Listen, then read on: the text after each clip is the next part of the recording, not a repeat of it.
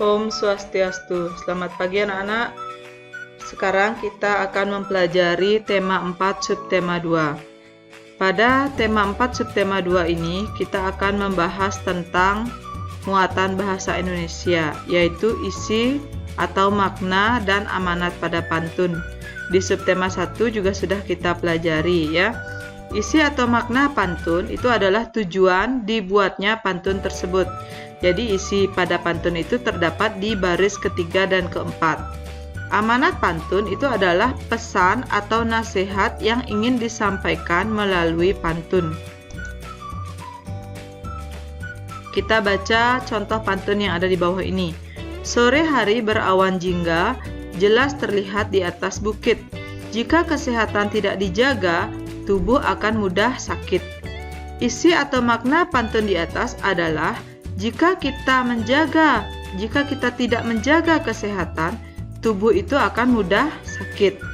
Amanat yang ingin disampaikan dalam pantun di atas adalah kita harus menjaga kesehatan tubuh kita.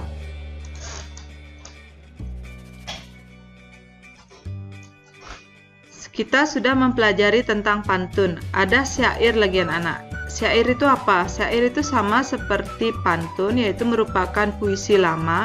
Akan tetapi pantun dan syair itu memiliki beberapa perbedaan. Ya, pantun dan syair itu sama-sama merupakan puisi lama. Akan tetapi ada perbedaan. Perbedaannya seperti apa? Kita lihat di tabel yang ada di depan layar kalian. Di sini ada pantun.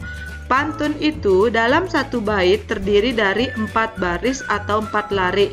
Sementara syair juga sama, dalam satu baitnya terdiri dari 4 baris atau 4 lari. Pada pantun, sajaknya biasanya AB-AB, ya. Sedangkan pada syair biasanya bersajak AA-AA, jadi sajaknya sama kalau pada syair. Pada pantun, jumlah suku kata dalam tiap baris itu adalah 8 sampai 12 suku kata. Sedangkan pada syair itu juga 8 sampai 12 suku kata. Yang selanjutnya, pada pantun isi itu terdapat pada baris ketiga dan keempat.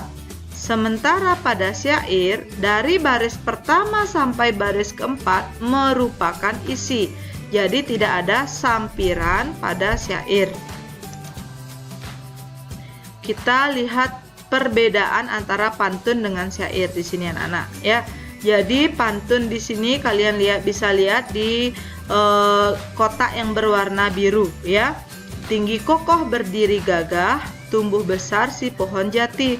Lebih baik kita mencegah daripada kita mengobati. Itu merupakan contoh pantun. Jadi ada sampiran dan ada isi.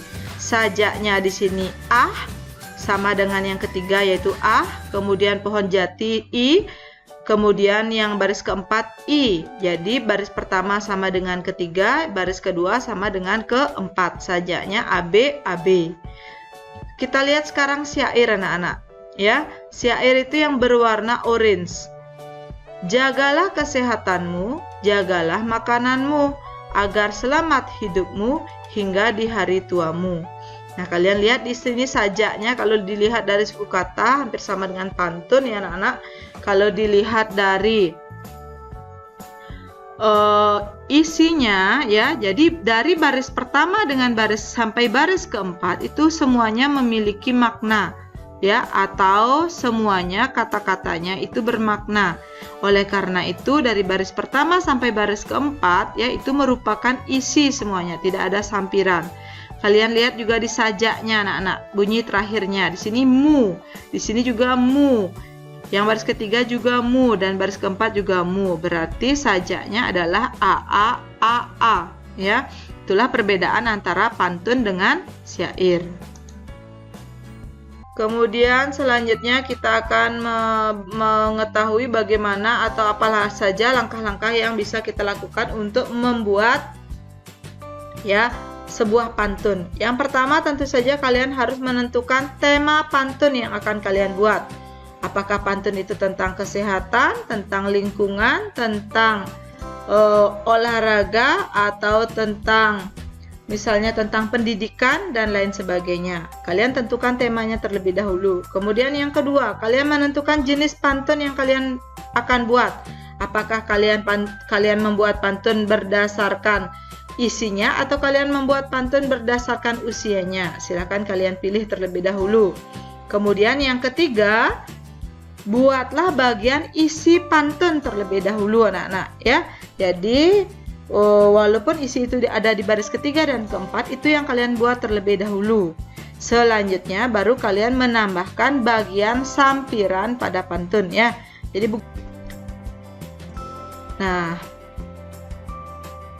pantun yang sudah kalian buat itu kalian bisa praktekkan dengan cara melakukan kegiatan berbalas pantun. Nah, di sini ada 2 orang anak yang sedang melakukan kegiatan berbalas pantun dari pantun yang sudah mereka buat, yaitu di muatan IPA, gangguan kesehatan pada jantung dan pembuluh darah manusia. Jadi gangguan kesehatan pada jantung manusia itu dapat dibedakan, ada jantung koroner ya. Itu terjadi karena adanya pembuluh darah pada jantung yang tersumbat. Pembuluh darah yang tersumbat itu menyebabkan darah tidak dapat mengalir ke jantung. Itu disebabkan mungkin karena adanya endapan lemak, kolesterol, dan lain sebagainya.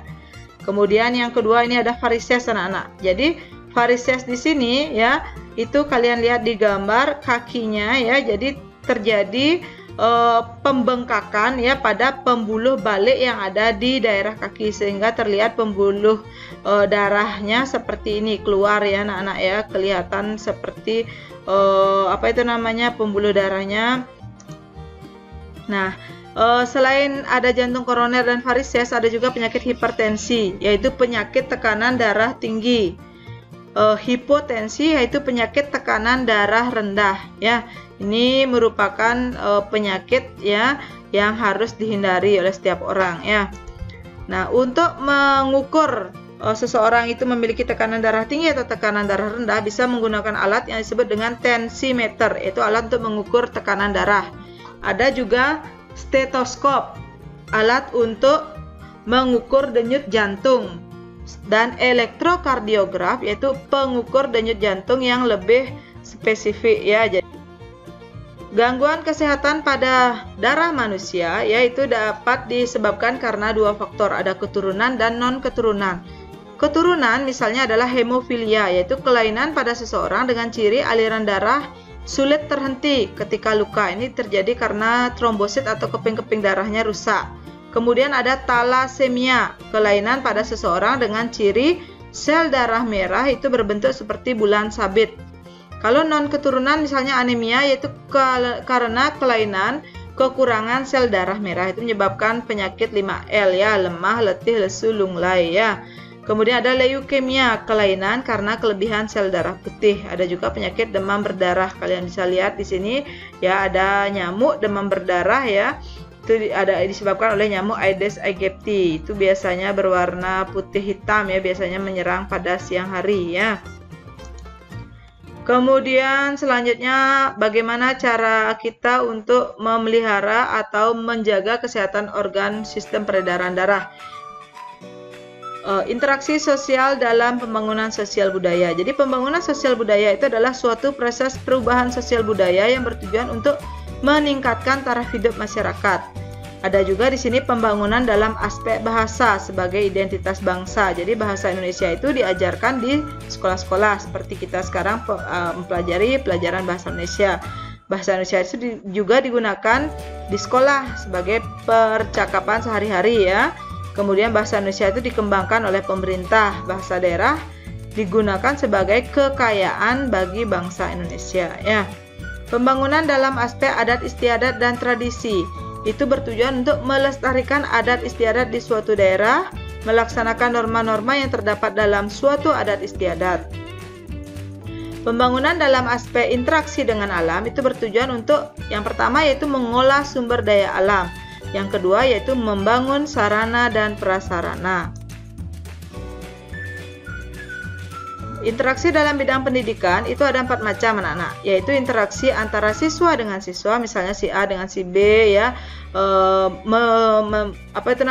membicarakan tentang materi yang sedang dibahas, itu merupakan interaksi antara siswa dengan siswa.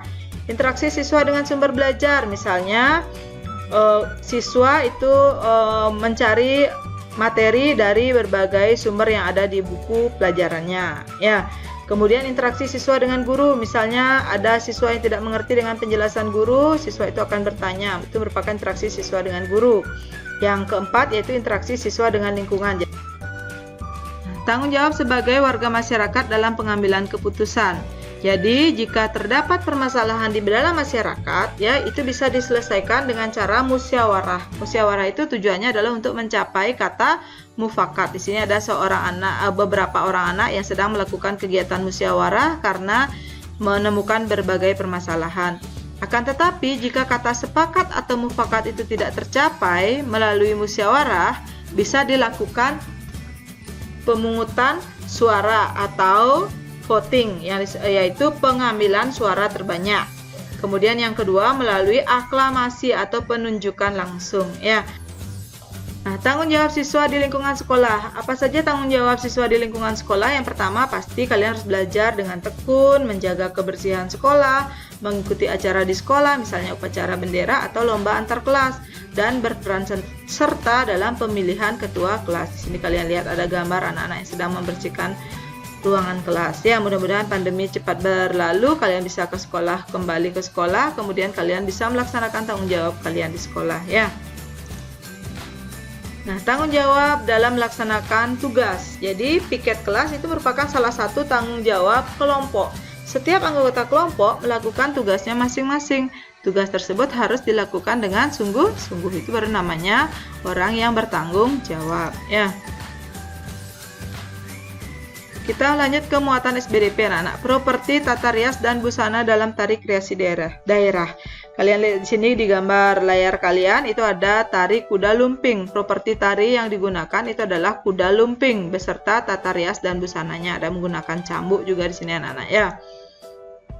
Di sini ada juga properti kipas pada tari legong beserta tata rias dan busananya. Ada tari reog Ponorogo menggunakan properti tari berupa topeng dan bulu merak pada tari reog, ya. Selanjutnya yaitu jenis-jenis pola lantai dalam tari. Apa itu pola lantai? Pola lantai itu adalah garis-garis yang dilalui oleh para penari saat memperagakan gerakan tari. Ada dua macam pola lantai, yaitu pola lantai lurus dan lengkung. Ini pola lantai lurus anak-anak. Pola lantai lurus itu bisa dibedakan atau dikembangkan menjadi pola lantai lurus ke samping, pola lantai lurus ke depan atau vertikal, pola lantai diagonal, dan pola lantai zigzag. Sedangkan pola lantai lengkung itu bisa dikembangkan menjadi pola lantai lingkaran, pola lantai lengkung ke belakang, dan pola lantai lengkung ke depan. Ini pengembangan dari pola lantai. Nah, kalian lihat di sini ada gambar anak yang sedang memperagakan pola lantai. Kalian bisa tebak sendiri ya, apa pola lantai di gambar nomor 1, 2, dan 3. Kemudian properti apa yang digunakan dalam tarian tersebut. Kalian silakan jawab sendiri. Selanjutnya yaitu pola lantai dalam tari kreasi daerah. Pola lantai dalam tari kreasi daerah itu memiliki makna anak-anak, jadi tidak sembarangan pola lantai tersebut. Jika pola lantainya membentuk garis lurus, itu memberikan kesan lembut. Jika garis mendatar, itu memberikan kesan istirahat. Jika garis melingkar atau melengkung, itu memberikan kesan yang manis. Jika membentuk diagonal, itu memberikan kesan yang kuat. Nah, di sini ada contoh tari saman. Tari saman ini memiliki pola lantai garis lurus dan mendatar, ya.